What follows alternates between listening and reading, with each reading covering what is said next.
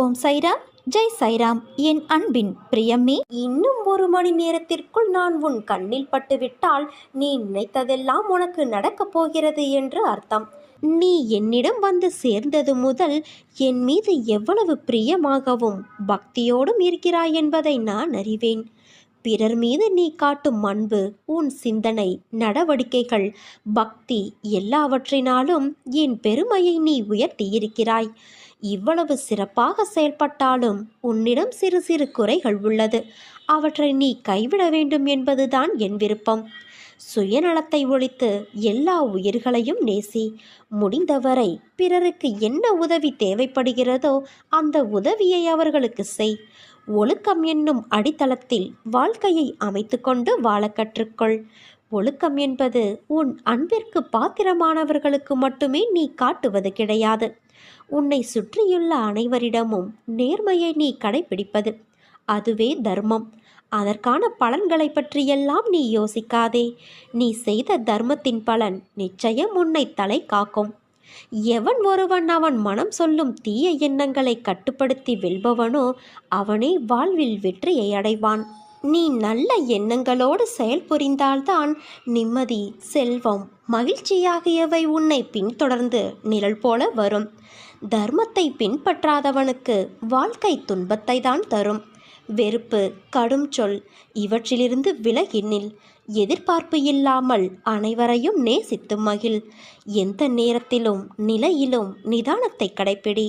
நான் இவற்றையெல்லாம் செய்து கொண்டு வர இந்த நல்வினைகள் கர்ம பந்தத்திலிருந்து விடுபட செய்து வாழ்வில் உன்னை சந்தோஷமாகவும் நிம்மதியாகவும் வாழ வகை செய்யும். நான் கூறும் வார்த்தைகள் மீது நம்பிக்கை வைத்து செயல்படு. நான் உன்னோடு தான் இருக்கிறேன், என்றும் இருப்பேன். இனிமேல் உன் வாழ்க்கையில் பொற்காலம்தான். அனைத்தும் வசந்தமாக மாறப்போகிறது குழந்தையே. உன்னை நினைத்து நான் பெருமைப்படுகிறேன். எதற்காக தெரியுமா? வாழ்க்கையின் அர்த்தம் உனக்கு புரிய ஆரம்பித்து விட்டது. எதுவும் நிலை இல்லை. எதற்காக இந்த வீண் செலவு? எதற்காக இந்த வாக்குவாதம்? எதற்கு வீண் கௌரவம்? இப்படி எல்லாவற்றையும் நீ யோசிக்க ஆரம்பித்து விட்டாய். கடவுள் கொடுத்த இந்த வாழ்க்கையே நிறைவாய் உள்ளது. இதற்கு மேல் என்ன வேண்டும் என்ற எண்ணம்தான் வாழ்க்கையின் அர்த்தம். நீ உன் பாதையில் ஜெயித்து விட்டாய். உன்னை விட்டு நான் விலகுவதும் இல்லை, உன்னை விலகி போகும்படி நான் செய்வதும் இல்லை. உன் அம்மாவாக, அப்பாவாக நான் என்றும் துணையிருந்து அரவணைப்பேன். உன் வாழ்வில் நீ படும் வேதனைகள் அனைத்தும் பொடி பொடியாக உன்னை விட்டு நீங்க போகிறது. நீயும் உன் வாழ்வில் படிப்படியாக முன்னேறி வருவாய். என் ஆசீர்வாதங்கள் என்றும் உனக்கு நிலைத்திருக்கும் குழந்தையே. தினம் தினம் ஒவ்வொரு பரீட்சையை உன் மனமே உனக்கு நடத்துகிறது. ஒவ்வொரு நாளும் ஒவ்வொரு படிப்பை தரும். அதுவே உன் வாழ்க்கையில் இப்போது நிகழ்கிறது. நீ தாண்டி கடந்து வந்த நிமிடங்கள் உன் மனதின் பக்குவத்தையும் உயர்வான பாதையையும் காண்பிக்கிறது. 1 முறை 2 முறை வீழலாம், ஆனால் எழுந்து நின்றுவிட்டால் உன்னை வீழ்த்த வரும் எந்த ஒரு எதிர்மறையும் உனக்கு நேர்மறையாய் அமையும். கீழே விழுவதை பற்றி கவலை கொள்ளாதே. தோள் தாங்கி கொடுத்து உன் அன்னையான நான் உன்னை அரவணைப்பேன். 100 முறை உடைந்து போனாலும் 1000 முறை உன்னை நான் உருவெடுக்க செய்வேன். அதற்கான வலிமையையும் நம்பிக்கையையும் உன் அன்னை வராகித்தாயான நானே உனக்கு தருகிறேன். உனது துயர் துடைக்க நீ இருக்கும் திசையை நோக்கி நான் ஓடி வந்திருக்கிறேன். இழந்ததையெல்லாம் மீட்டு உனக்கு மீண்டும் தருவேன் குழந்தையே. வாழ்வில் என்றுமே நாணயம் போல 2 பக்கங்கள் இருக்கும். ஆனால் அதில் ஏதோ ஒன்றில்தான் நமக்கென்று தேவைப்படும் பக்கம் இருக்கும். நமக்கான இடம் வரும் வரை நம் பக்கத்திற்காக காத்து கொண்டுதான் இருக்க வேண்டும். இப்போது அனைத்துமே உனக்கு எதிராக நடப்பது போல தோன்றலாம். ஆனால் இறுதியில் நான் அனைத்தையும் சரி செய்வேன். காத்திரு குழந்தையே. அனைத்தும் வெற்றியாய் அமைய உன் அன்னையான நான் உனக்கு துணை இருப்பேன். ஒரு பொருள் உனக்கு கிடைக்காவிட்டால் ஏன் கிடைக்கவில்லை, எதற்காக கிடைக்கவில்லை என்று யோசித்துப்பார். உன் எதிர்காலத்தை ஒப்பிட்டு யோசித்துப்பார். உன் போல் இருந்தவர்களின் எதிர்காலம் இப்போது எப்படி இருக்கிறது என்பதை கேட்டு தெரிந்து கொண்டு யோசித்துப்பார்.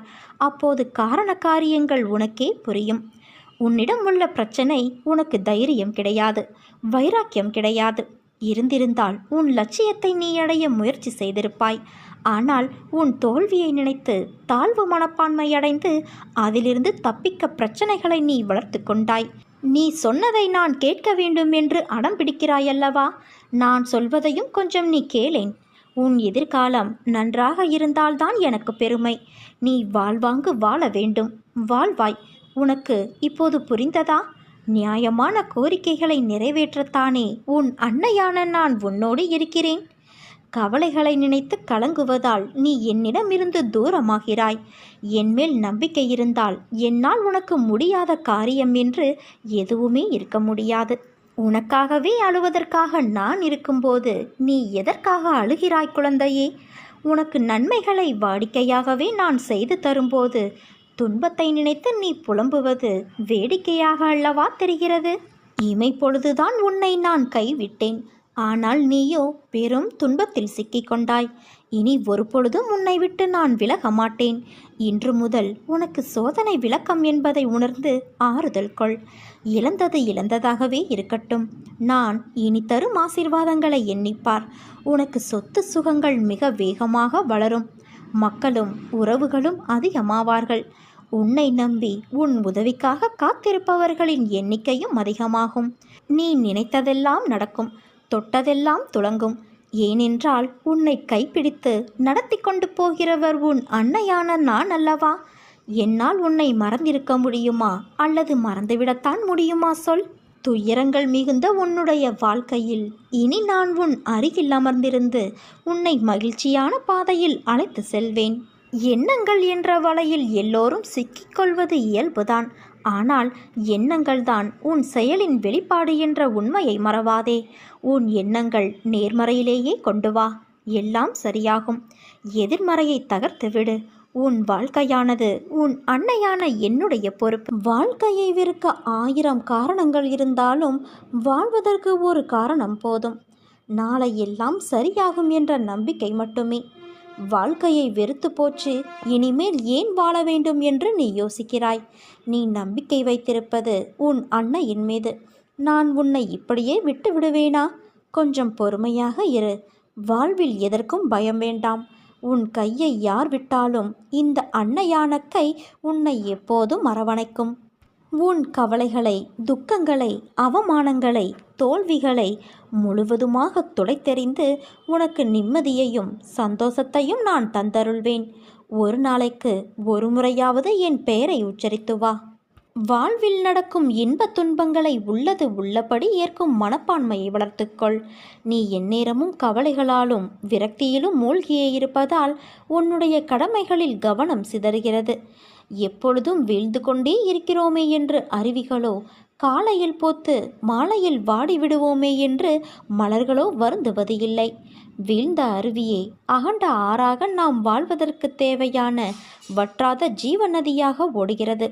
ஒரு நாள் மட்டுமே பூத்தாலும் அப்பூக்கள் தான் இறைவனடி சேர்கிறது.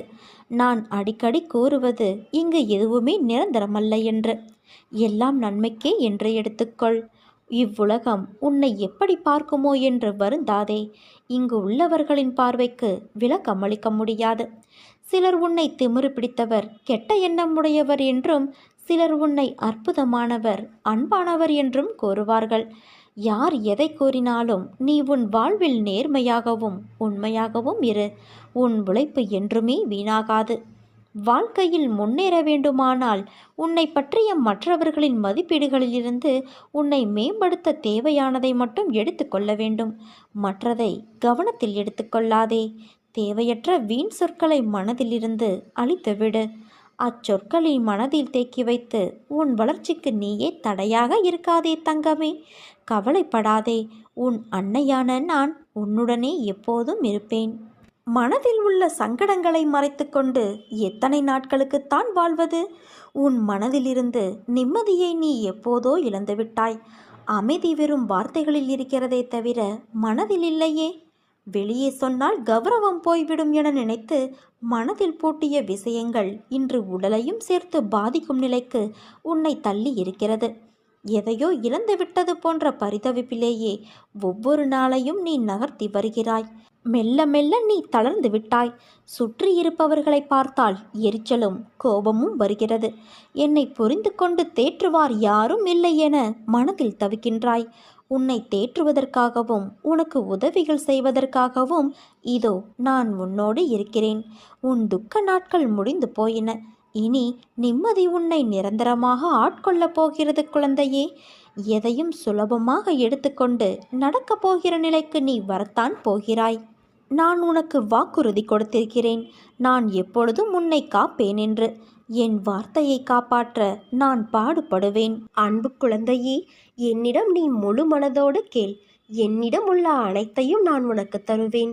ஒவ்வொரு நிலையை நினைத்தும் நீ எதற்கு வேதனைப்படுகிறாய்? இப்படி வேதனை மேல் வேதனைப்பட்டு எதை சாதிக்கப் போகிறாய்? வெளியே வா. அப்போது என் ஆசி உனக்கு முழுவதுமாக கிடைக்கும். வெறும் வாய் வார்த்தைகளால் நான் இதை சொல்லவில்லை. நான் உன்னோடு இருக்கும் பொழுது உன் கவலைகளை என் பாதத்தில் வை. அதன் பிறகு நடப்பதை பார். உன்னை படைத்தவள் நான். நம்பிக்கையும் பொறுமையும் கொண்டு இரு. உன் கர்ம பலன்கள் முடிந்து விட்டது. எப்போது நீ என்னை நினைவில் நிறுத்தி கொண்டு பூஜை செய்தாயோ அப்போதே உன்னுடைய கர்ம பலன்கள் பொடி பொடியாகிவிட்டது. என் காலடியில் நீ யார் என்பதை நீ அறிந்து கொள்வதற்கு நான் வைக்கும் பரீட்சைதான் நீ படும் வேதனை. உண்மையில் ஒருபோதும் நான் பணத்தை விரும்பியது இல்லை. விரும்பவும் என் பிள்ளைகளை நான் அனுமதிக்கவில்லை. என் பிள்ளைகளை அதன் பிடியில் விழவும் நான் அனுமதிக்க மாட்டேன். ஆனால் உனக்கு அது தேவைப்படும் காலகட்டத்தில் நிச்சயம் அது உன்னை தேடி வரும். யாருக்கும் இல்லை என்று சொல்லாதே. யாரையும் வெறுத்து ஒதுக்காதே. உன்னை தேடி நானே வரப்போகிறேன் குழந்தையே. துன்பம் வந்த போதும் கூட என் மீது நம்பிக்கை குறைவுபடாமல் இருந்தால் அவர்களுக்கு என் உதவி கண்டிப்பாக கிடைக்கும். உன் கர்மத்தை உனக்கு பதில் நான் சுமக்கிறேன். உன் செயல்களில் உன்னை விட நானே முன்னால் நிற்பேன். நீ விழிப்புணர்வு இன்றி இருந்தாலும் நான் மிகவும் விழிப்போடு உன்னை முன்னின்று நடத்தி வைக்கிறேன். என் அனுக்கிரகத்தால் இப்பிறவியில் நீ என்னை ஆராதிக்கின்றாய், என்னை வணங்குகிறாய். அப்படி என்னை வணங்கும் நேரம் உனக்கு கிடைத்ததே ஒரு யோகம். உன்னை பற்றி உனக்கு எதிராக யாராவது பேசினால் சற்றும் கலங்காது சென்றுவிடு. அவருடைய சொற்கள் உன் உடலை துளைத்துவிட முடியாது. பிறருடைய செயல்கள் அவர்களையே பாதிக்கும், உன்னை அல்ல. உன்னுடைய செயல்கள் மட்டுமே உன்னை பாதிக்கும். என்னுடைய கதைகள், உபதேசங்கள் இவைகளை கேட்போருக்கு நான் பணிவிடை செய்வேன். செய்வது மட்டுமல்ல, அவர்கள் ஆசைகளையும் நான் பூர்த்தி செய்வேன். என் குணநலன்களை, என் மகிமைகளை, என் லீலைகளை எப்போதும் நினைப்பவர்கள் தாமரை மலர் மீது வண்டு மொய்ப்பது போல அவர்கள் என்னிடமிருந்தே பக்தியை வளர்த்து கொண்டே இருப்பார்கள். உன்னுடைய கோரிக்கைகளை நிறைவேற்றி உன் பிரார்த்தனை அனைத்திற்கும் பதில் கொடுப்பதற்காகவே நான் அவதரித்து வந்தவன் என்பதை நீ உணர்ந்து கொள். என்னிடம் அடைக்கலம் புகுவோர் இப்பிறவியில் எதை குறித்தும் கஷ்டமே படமாட்டார்கள். இப்போது நீ கவலையற்று இரு. என்னுடைய பக்தர்களை எக்கணமும் அச்சுறுத்துகின்ற ஆபத்துக்களின் கோர பற்களிலிருந்து நான் வெளியே இழுத்து விடுவேன். உனக்காக நல்ல செய்தி தருவதற்கு நெடுநேரமாக நான் காத்திருக்கிறேன். நல்ல செய்தி ஒன்று உன்னை தேடி வந்து கொண்டு இருக்கிறது குழந்தையே. உன்னை நான் சரி செய்து வருகிறேன் என்று உணர்ந்து சில விஷயங்களை நீ மாற்றிக்கொண்டு வருகிறாய். நல்ல விஷயம்தான். மற்றவர்களை நேசிப்பதில் தவறு இல்லை. ஆனால் அவர்கள்தான் உலகம் என்று நினைக்கும் தருவாயில் நீ இருக்காதே. அவர்கள் அன்பிற்கு நீ சார்ந்திருக்காதே.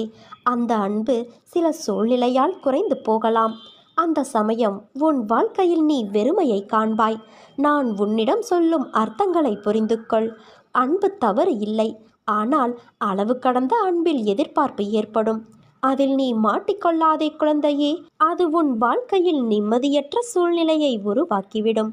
ஏனென்றால் இவ்வுலகில் எதுவும் நிரந்தரமில்லை. இவ்வுலகில் நீ பிறந்தாய், வாழ்ந்தாய் என்று இருக்காதே. மற்றவர்களின் உணர்வை உன் உணர்வாக மதித்து நட. அந்த அனுபவத்தில்தான் வாழ்க்கையை உன்னால் வாழ முடியும். அதன் பிறகுதான் உண்மையான வாழ்க்கைக்கு அர்த்தத்தை நீ உணர்வாய். இவ்வுலகில் நிரந்தரமென இருவரை நினைத்துக்கொள். ஒன்று உனக்குள் இருக்கும் ஆத்மா, இன்னொன்று உன் அன்னையான நான். உன்னை ஒவ்வொரு சிக்கலிலிருந்தும் நான் விடுவித்து கொண்டே வருகிறேன். ஆனால் நீயோ ஏதாவது புதிய சிக்கலில் வலிய போய் மாட்டிக்கொள்கிறாய். அதிலிருந்து விவேகமாக வெளியேறவும் தெரியாமல் தவிக்கிறாய். எதை செய்தாலும் என்னிடம் கேட்டு செய் என்று நான் கோருவதையும் நீ அடிக்கடி மறந்து போகிறாய். அந்த அளவிற்கு உன் கவனம் சிதறுகிறது. நான் தான் சொல்கிறேனே, உன்னுடைய அத்தனை காரியங்களையும் முன்னின்று நடத்தி உன்னை வெற்றி பாதையில் நடத்தி செல்வேன் என்று. அதற்கு கொஞ்சம் பொறுமையாக இரு என்றுதான் சொல்கிறேன். எப்போதும் ஏதோ யோசனையோடு இருந்து கொண்டு உன் குடும்பத்தார் உன்னிடம் என்ன பேசுகிறார்கள் என்பதை காதில் வாங்கி கொண்டாலும் கருத்தில் பதிய விடாமல் இருந்தால் என்ன அர்த்தம் சொல்? நீ யோசனை செய்து கொண்டே இருப்பதால் நீ நினைப்பது நடந்துவிடுமா? அதற்கென்ற நேரத்தை நான் உருவாக்க வேண்டாமா? நீ எதிர்பாராத விஷயங்களை எதிர்பாராத நேரங்களில் நான் செய்து கொடுக்கவில்லையா? அதே போல எல்லாம் சுபமாக முடியும். உனது முயற்சியை கைவிட்டு விடாது எந்த பலன்களையும் எதிர்பாராமல் மனதை சலனமின்றி வைத்துக்கொண்டு உன் வழியில் நீ போ. அந்த வழி முற்கள் நிரம்பி குண்டும் குழியுமாக இருந்தாலும் நீ நடப்பதற்கான மலர்பாதையாக நான் அமைத்து கொடுக்கிறேன். எப்போதும் என் நாமம் உன் நாவில் இருக்கட்டும். என் உருவம் உன் கண்களில் நிலைக்கட்டும். உன் இதயம் என் ஆன்மாவை சிம்மாசனம் போட்டு தன்னிடம் அமர்த்தி கொள்ளட்டும். அப்போது உன்னுடைய பிரயத்தம் ஏதுமின்றி நீ நினைப்பது அனைத்தும் தன்னால் நிறைவேறுவதை உணர்வாய். அனைத்து விஷயங்களிலும் உனக்கு ஜெயம் உண்டாகும். நான் சொல்வதை புரிந்து நடக்க கற்றுக்கொள். எல்லா திசைகளிலும் நான் உன்னை சூழ்ந்து நிற்கையில் நீ எதற்காக பயப்படுகிறாய்? தொலை தூரத்திலிருந்து நீ எதிர்பார்த்த நல்ல செய்தி ஒன்று வரப்போகிறது. உனக்கு மகிழ்ச்சி அளிக்கக்கூடிய வகையில் உன் பிள்ளைகளும் நடந்து கொள்வார்கள். உன் இல்லத்தில் எல்லோரும் உன்னிடம் அன்பு செலுத்துவார்கள். நீ தனியாக இருக்கிறேன் என்ற உன் கவலை தீரப்போகிறது குழந்தையே. உனக்கான சோதனை காலம் முடிந்து விட்டது. ஏமாற்றங்கள், விரக்தி என எதிர்மறையாய் உன்னை சூழ்கிறது என்று நீ நினைக்கிறாயா? கவலை கொள்ளாதே. இருளில் இருந்துதான் உதயம் பிறக்கும். அதே போல நேர்மறை தெரிவது உன்னிடத்தில். பௌர்ணமி, அமாவாசை என இரண்டுமே உலக மனிதனின் வாழ்க்கையை சொல்லும் மிகப்பெரிய உதாரணம். பௌர்ணமியிலிருந்து அமாவாசை வருகிறதா அல்லது அமாவாசையிலிருந்து பௌர்ணமியா என்று நிர்ணயித்து சொல்ல முடியாது. இரண்டுமே ஒரே காலக்கணக்குத்தான், வளர்பிறை தேய்பிறை என்று. அவற்றைப் போலவே மனிதன் முன்னேறுகிற காலமும் இருக்கும், சறுக்குகின்ற காலமும் இருக்கும். இரண்டும் காலங்கள் நிர்ணயிக்கப்பட்ட விதி. அதுதான் உன் வாழ்க்கையில் இப்போது நடக்கிறது. உன் வழிகளை கண்டும் நான் எப்படி அதை எடுத்துக்கொள்ளாமல் இருப்பேன்? எல்லாம் நன்மைக்கே என்று நம்பு.